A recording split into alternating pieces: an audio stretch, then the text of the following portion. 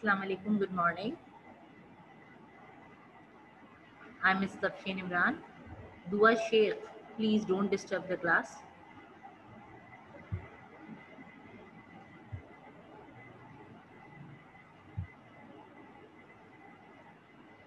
Kindly students, please reply so that I can understand.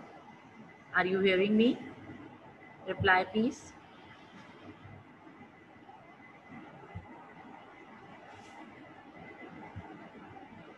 Okay, very good of you. Okay, now I'm going to start my lecture today. It is English literature lecture and it is lecture number 45. The topic is Shah Abdul Latif Bhitai. Okay, you have done this lesson before from the old book, but now it has some changes here in the new book, so I want to explain it again here. Shah Abdul Latif Bhitai, you know that he was a well-known Sindhi poet. Shah Abdul Latif Bhitai, who is lovingly called Lal Latif by his devotees. You all know that he was lovingly called Lal Latif by his followers, by his devotees, and he was a noted Sindhi Sufi scholar, mystic, saint, and poet. He was very much famous Sindhi Sufi scholar and the poet as well, and he was the saint as well. He is considered as the greatest Muslim poet of the Sindhi language. Please try to understand what I am reading here and look at your screens. He was the greatest Muslim poet of the Sindhi language. Information about the life of Bhitai has almost mostly been collected from oral traditions. Oral traditions means verbally one person has told something about him to the other person from generations to generations. A renowned Pakistani scholar, educationist and writer of plays, dramas and stories, Mirza Khalid Bey is said to have collected details about the early life of Shah Bhitai from some of the old people living at that time. Actually, the information about his life, about his early life and different things about his life, it was collected by a Pakistani scholar whose name was Mirza Khalid Beg. He was also an educationist and the writer of plays, dramas and stories. He collected the information of Shah Abdul Latif Bhitai and from the people of that time. These people had heard these facts from their fathers and grandfathers, and those people who had given the information to Mirza Khalid Bey, they have heard these facts or about the early life of Shah Abdul Latif Bhitai from their fathers and from their grandfathers. That means from their forefathers, some of whom had seen Shah Latif in person and had even spoken to him. And some of the grandfathers was there who was there with the Shah Latif in the era of Shah Latif, and they had seen him and even spoken to him. As a Sufi poet, Latif's Urs is held at his shrine every year on 14th Safar, the second month of the Muslim calendar. Urs, Urs is the event celebrated for as at the death anniversary of some poets or Sufis, and his Urs is held at his shrine every year on the 14th of Safar. Actually, the 14th of Safar was the date of death of Shah Abdul Latif Bhitai, and should know that Safar is the second month of the Islamic calendar.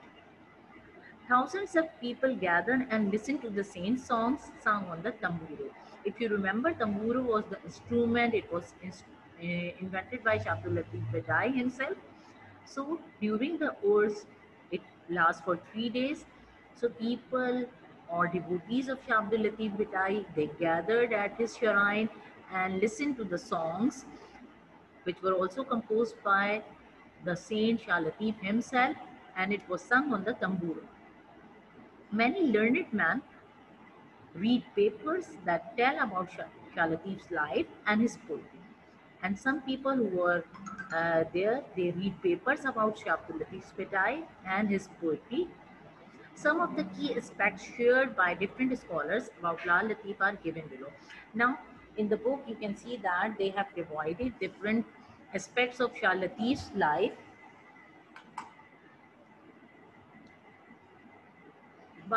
in different paras or in different headings. Okay, I hope you are understanding. Now, the first heading about Shah Abdul Latif Bhittai in the topic it is given, it is background and his family. It means it is about his ancestors. Shah Latif's ancestral roots lay in Afghanistan. It means his ancestors came from Afghanistan and they lived in Afghanistan actually. Some historians say that the Shah's father, Sayyid Habib Shah, migrated from Matiaro, his ancestral home in Afghanistan. Matiaro is a place in Afghanistan, and his father, whose name was Sayyid Habib Shah, came from Afghanistan to Bhenpur in Sindh. Bhenpur is an area in Sindh. Actually, they migrated from Afghanistan to Sindh in order to gain spiritual contact with Bilawal, a local pious man. Actually, they wanted to meet a pious man, a religious man whose name was Bilawal, and they wanted to gain some knowledge from him. But it was the story given by one of the person or some of the persons. Some other persons said the opposite thing. They said that his ancestors migrated to Sindh from Herat. Herat was another place, not from Afghanistan. Sindh was then a center of Muslim culture, and Shah Latif's ancestors liked it so much that they decided to make it their home. When it was also called, or it was said that when the ancestors of Shah Latif came to Sindh, Sindh was at that time was a center of Muslim culture, and they attracted so much from their culture or from their living that they liked it so much that they decided to make it their home, and they decided to continuously live there. Next heading or next aspect of his life is given here, the name Bhitai. How he was called Bhitai. His name was Shah Abdul Latif Bhitai. His actual name was not Bhitai, or Bhitai was not included in his actual name. It was added because of some reason which has been given in this para. In 1742, Shah Latif left his home and went to live on a mound at some distance from his village. Actually, he was living in a village, but in 1742, he wanted to leave his home. So he left his home and went to live on a mound. And that mound was at some distance from his village. A mound of sand is called bhit in Sindhi. In Sindhi language, because he was also Sindhi and it was the Sindhi culture. So, in the language of Sindhi, in Sindhi language, the mound of sand is called bhit. Due to the fact that he lived on this mound for the rest of his life, Shah Latif came to be known as the Saint of Bhit. Actually, what happened when he lived there for the rest of his life? The people came and told him or called him the Saint of Bhit. To this day, he is famous all over the country as Shah Abdul Latif Bhittai or Shah Latif of the Mount. Now, because he was living continuously at the Bhit or at the Mount, so he was called the Saint of Bhit. Now, the Bhittai word is added to his name from that day, and now he was called as Shah Abdul Latif Bhittai or Shah Latif of the Mount. I hope you are understanding and my voice is also clear to you. If there will be any problem, then you can write in the chat box. Now, the third aspect of his life is about his early life and education. Shah Bidai was born in 1689 AD, that was 14 Safar 1102 AH. Remember the date of birth, it is very important. So you should know or you should learn everything about him, even the dates. In a small village called Hala Haveli, That is not the any Haveli, it is actually the name of the village. It was a very small village and he was born there. And this village was a few miles to the east of the present town of Bhidsha. Now the Bhidsha, the actual place where he lived after his life, after his when he wanted to live on the mount, then it was near his birthplace, that was a small village. Latif was raised during the golden age of Sindhi culture.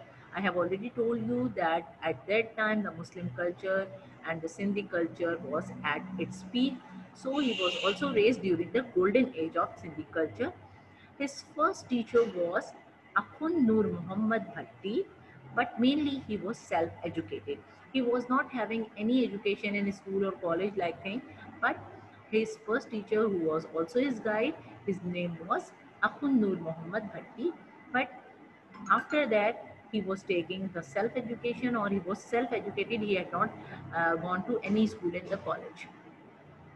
Although he received little formal education means the education which has been given in the schools and colleges. So he had not gone there, so he received very little formal education. But the Risalo provides proof that he knew Arabic and Persian quite well. If you remember about his Risalo, where his speeches were there, it was called the Risalo of Shah Abdul Latif. We will discuss it later. That Risalo, in which his speeches were given, it proved that he knew Arabic and Persian quite well, which is also included in his educational qualification. Various references in Shahjo Risalo indicate that he had in-depth knowledge of the Holy Quran and the Hadith also. Now, also the Risalo or various things given in the Shahjo Risalo, it shows that he had also the knowledge of the Holy Quran and the Hadith. His poetic collections included the Masnavi of Maulana Jalaluddin Rumi and Shah Karim's poems. When he wrote the poetry, his collections included the Masnavi of Maulana Jalaluddin Rumi, he was also the poet, and Shah Karim's poems. Now it was about his early life and the education.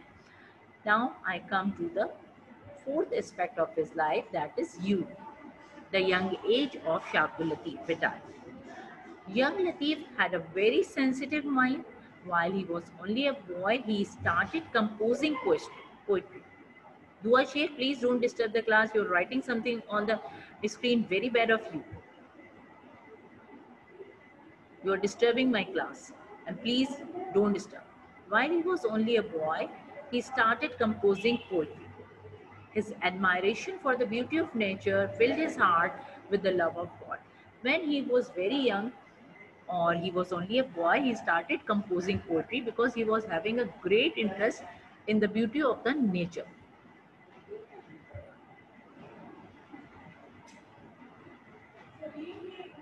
The admiration for the beauty of nature filled his heart with the love of God because he knows that, or he was very much interested in the nature, and he loved that God has created very beautiful things.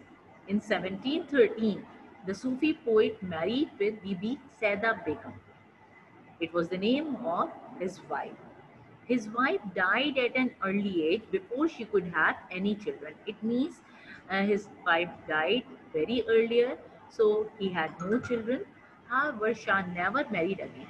But because of his poetic nature, he never married again. His heart turned more and more towards religion and devotion, and he felt restless. He found it difficult to live a normal domestic life.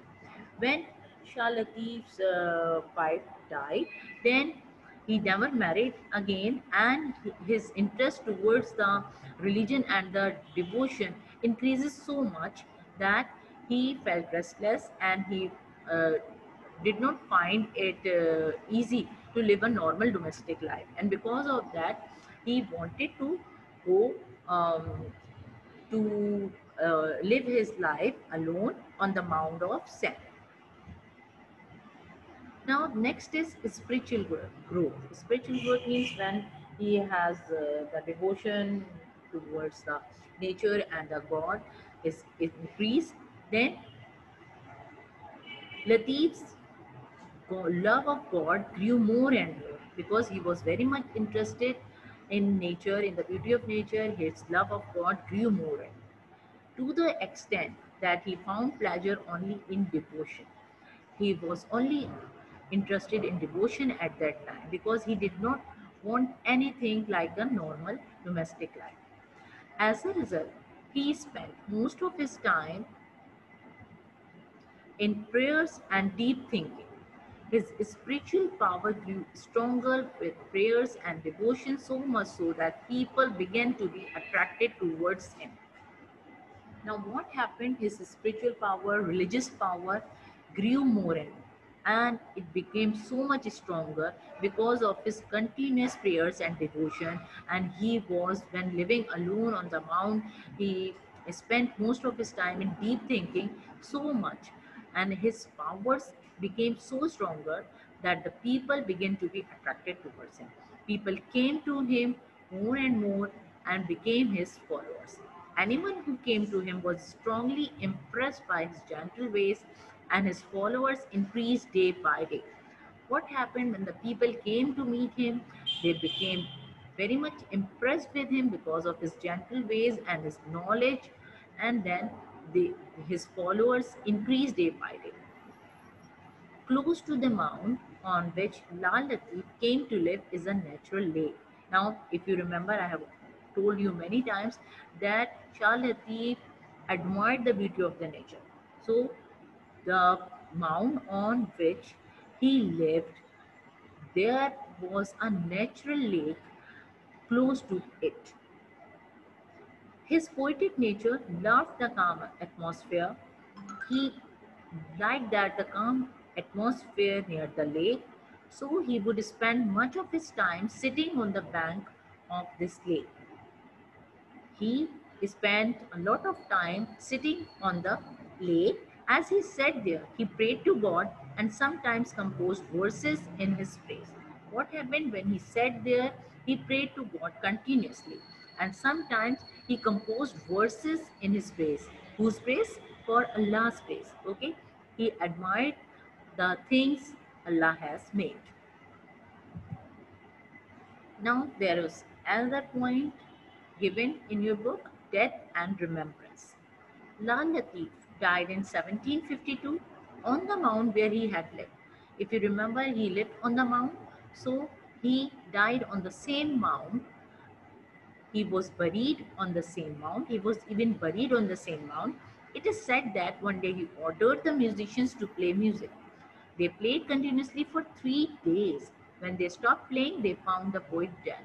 It was said by some people that on the mount, when he was living, one day he ordered the musicians to play music, and he was so much interested in the music.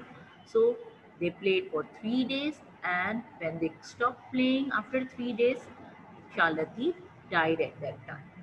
A famous king of Sindh, Ghulam Shah Kaloro, was so devoted to him that he built a grand mausoleum over his grave. He was the famous king of Sindh, and he was so much interested and devoted with Shah Latif, so he built a mausoleum over his grave and like a shrine. The lovely white dome of the shrine represents the purity and dignity of Latif. The dome of the shrine was white in color, and it represents the purity, that the purity in the life and the dignity in the life of the Shah Latif. His devotees, the followers, collected his poetry, and this collection is called the Risalo of Shah Abdul Latif. As you already know that it was a very much famous Risalo of Shah Abdul Latif Vitai. Every year, the devotees celebrate his Urs, which I have already told you that it has been celebrated every year on 14th Safar, which begins on 14th Safar and lasts for 3 days. It means it starts on 14th Safar, and then it continues till 15th and 16th Safar as well. Now, hope you are understanding. Now, I want to show you the picture of his shrine. It is the lovely picture of the shrine of Shah Abdul Latif Bhitai. Okay. You can see the dome. It is not the colored picture, but it is the dome is showing its white color. Now there is another aspect of the life of the Shah Abdul Latif given here. It is about the poetry of Shah Abdul Latif Bhittai. Shah Abdul Latif Bhittai was a very sensitive, gentle and kind soul. He was very kind and gentle in his ways. He was having a very sensitive mind as well. He was a Sufi in the true sense of the word. He was a saint and a Sufi who was having a lot of religious knowledge because of his continuous prayer and continuous spending the time in the praying and the deep thinking. The word Latif literally means fine, delicate, tender, elegant, and light. His name, his name word, that is the part of his name, Latif, it has the meanings of the fine, delicate person. This meaning is truly reflected in both his poetry and his personality. His personality is very kind and his poetry is also very much simple. Moreover, he was a poet of the people, so he wrote in the language of the common man. His poetry was very simple. He did not write the things in the difficult ways so that people can understand it very easily. In his poems, he writes mainly about Sindh and its neighboring regions, mostly because he lived in Sindh, so he wrote mostly about Sindh culture and its neighboring areas of the regions. However, he also mentions distant cities, some of the distant cities that were far off from his own place. He also wrote about them, like such as Istanbul and Samarkand, and he also talks about Sindhi sailors, Samandi. Sindhi sailors are called Samandi. Their navigation techniques and their voyages as far as the Malabar coast, Sri Lanka, and the island of Java. The sailors of Sindh, you should know that sailors who travel through seas and their voyages, who did the long journeys through the seas and their navigation techniques, he wrote all about that. Here is the translation of one such verse. In this verse, it is actually the translation of his verse, and he wrote about all these areas. Clouds returned, and once again it rains. Now he was writing about the rain, that clouds came and then it rains. Lightning flashes from all sides. Lightning during the heavy rain, you all know that lightning flashes, and with it some go to Istanbul, others turn to the west. Now he was saying that some of the lightning, some of the raining has gone to Istanbul and others to the west part of the world. Some shine bright over China and others take care of Samarkand. That means the lightning, some lightning goes to Istanbul, some goes to the west side, and some of the light shine over the China and other take care of Samarkand. That is, it goes to the Samarkand. Some wander to Rome, some wander means roaming here and there. So the people went to Rome, to Kabul and Kandahar. Some lie on Delhi, Deccan, thundering over. There was also thundering, that means the voices or the noises created by the heavy rain. My beloved Allah, may you always make sin a land of abundance.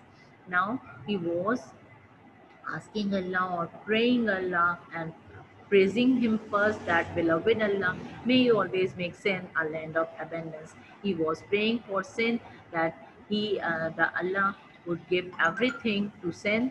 My beloved Allah, may you make prosperous the whole universe. Now he was praying to God that the whole universe, everywhere in the whole world, or the whole universe, everything or everyone became prosperous. Shah Abdul Latif Bhittai, Sur Saran Shazo Risalo. It was the verse which was taken from the Shah Abdul Latif Bhittai poem, or you can say verse, Sur Saran. The name of that, the whole poetry was Sur Saran, and it was taken from Shajo Risalo. I hope you are understanding that how much he admired from the nature.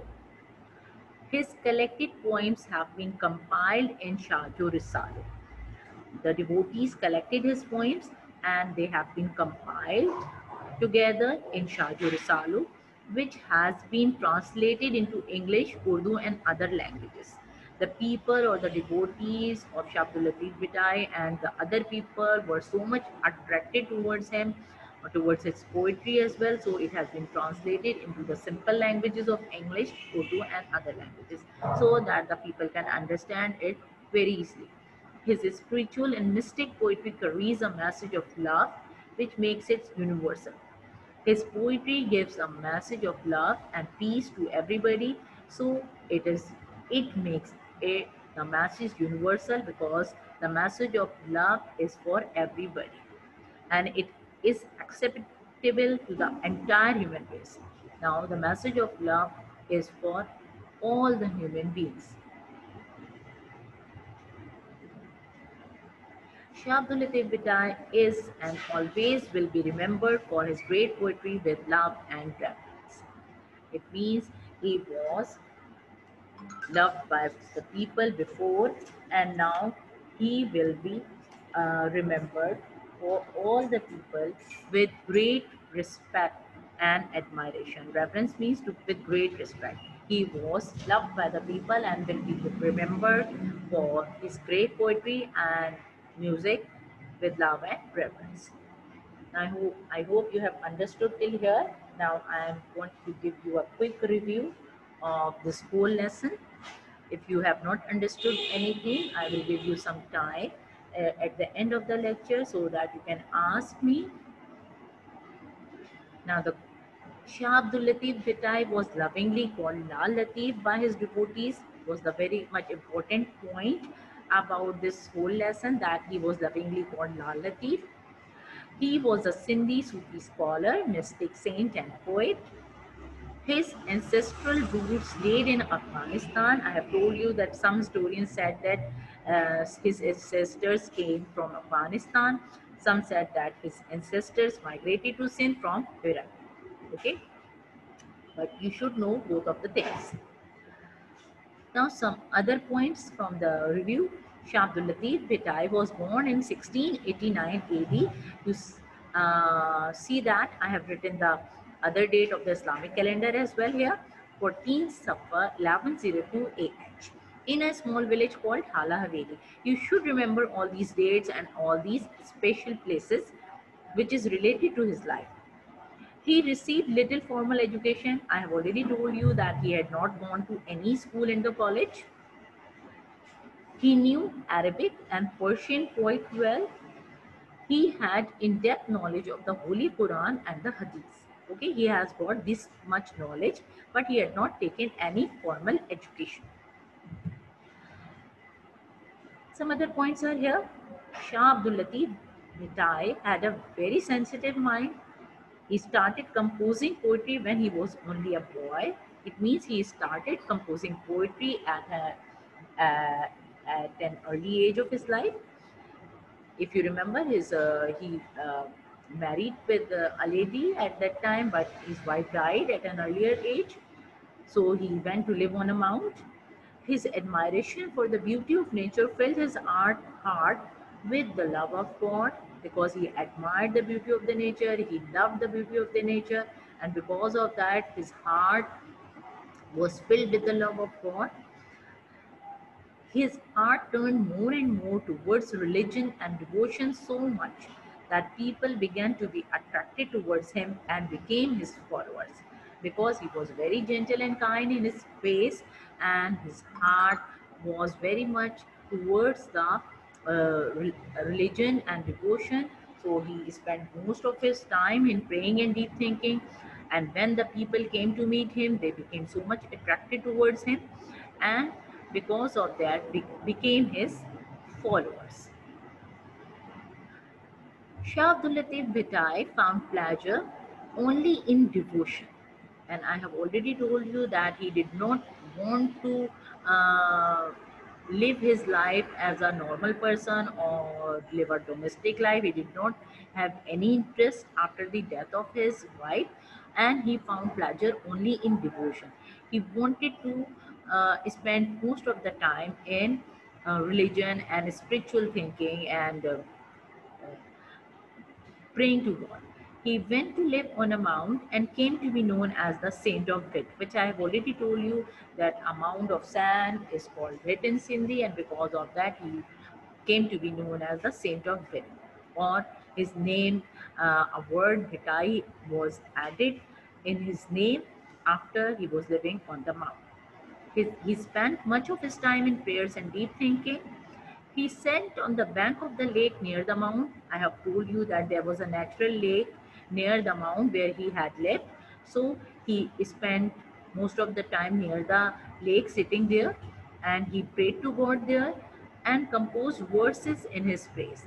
He praised God a lot, and at that time when he was sitting at the bank of the lake, he composed verses in the praise of God as well. Shah Abdul Latif died in 1752 on the mound where he lived and buried there. He died in 1752 on the same mount where he lived, and he was also buried there, which I have already told you that a famous king of Sindh, Ghulam Shah Kaloro, built a mausoleum on his grave. And I have shown you the picture of his shrine as well. On that shrine, his devotees celebrate his Urs every year on 14th Safar. Every year his devotees celebrate his Urs, which commences on 14th Safar and lasts for 3 days. It means the celebration during the Urs continues for 3 days. And I have told you that on these days, or during the celebration, the many learned man read some papers about his speeches and about his poetry, and many people sing the songs of Shabdulatif Bitai by playing tamburo as well. Tamburo is a musical instrument which was invented by Shabdulatif Bitai. He was a poet of the people. I have told you that he was a poet of the people because he wanted the people to understand his poetry easily, so he wrote poetry in the language of the common man.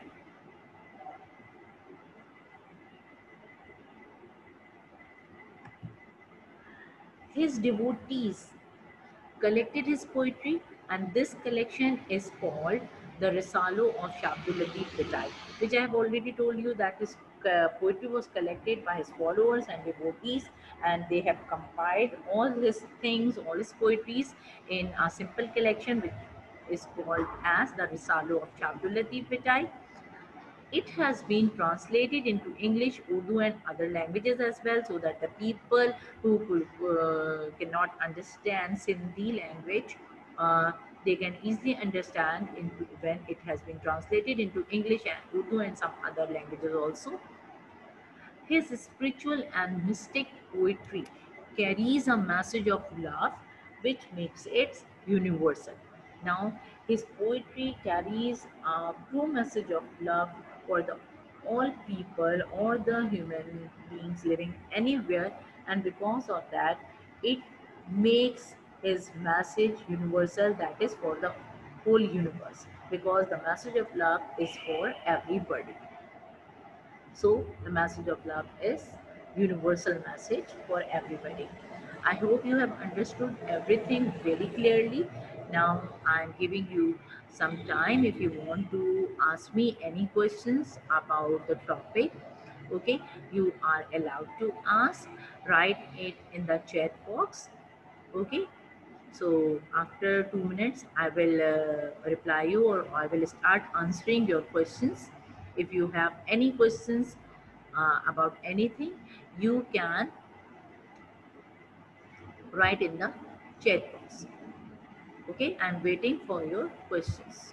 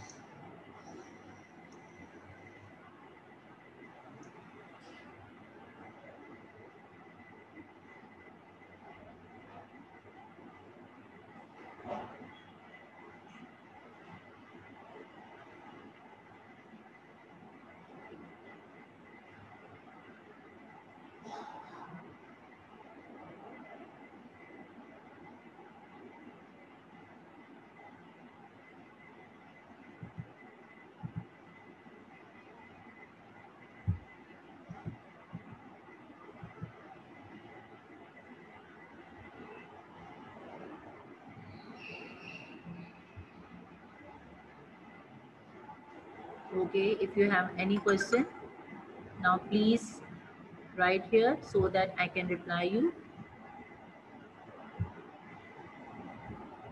You are writing about your attendance. I have already taken your attendance.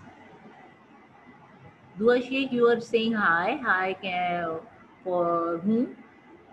You are talking to your your friends. This is not the way to talk to your friends here. This is not the medium here to talk to your friends.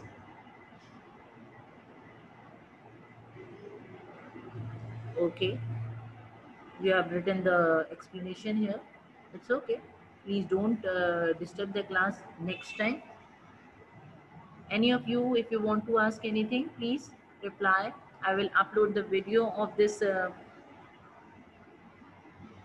lecture afterwards, as well as I will upload an assignment today. So please complete that assignment and submit on the given date. Why you are writing your names and your attendance? I have already taken your attendance. So please don't waste your time. We have just some time left here. So please, if you want to have any question, if you want to ask any question, please ask me. Don't waste your time. We have 2 minutes left. Please ask me. Now, I want to tell you, kindly complete your work on time and submit your English language and English literature journals. Whatever assignment has been given to you, has been assigned to you, please submit on your given dates, that is Monday or Wednesday for Group A and Group B respectively. If you have got any problem in the assignment, you can ask me on the Google Classroom, as well as you can comment there so that I can reply. If you have got any question here, hope you have understood. Kindly tell me, have you understood the whole lesson or not? Because you know that I will not explain it again in the physical classes. Kindly reply if you have not understood anything, or if you have understood everything, please reply yes or no so that I can understand.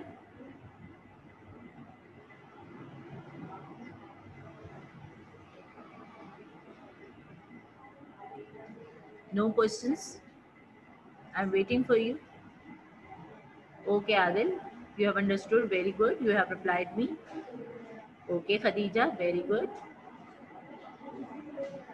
Now, please tell me, other people, please, because very little time is left. I want to stop here. Okay, because time is almost over. Nida, very good of you.